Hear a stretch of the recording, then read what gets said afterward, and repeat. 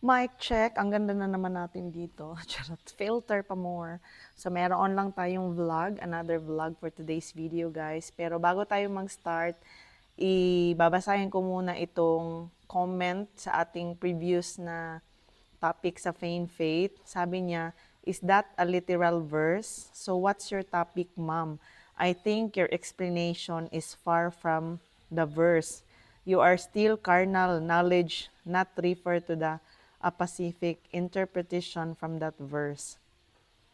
So, hindi ko alam kung anong verse ang tinutukoy niya kasi marami naman akong min-mention ng mga verses and wala akong topic, wala akong tema kasi kinukuha ko lang yung mga verses from Matthew chapter 13.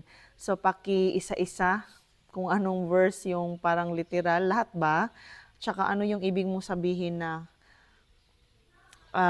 hindi ko pa, you're still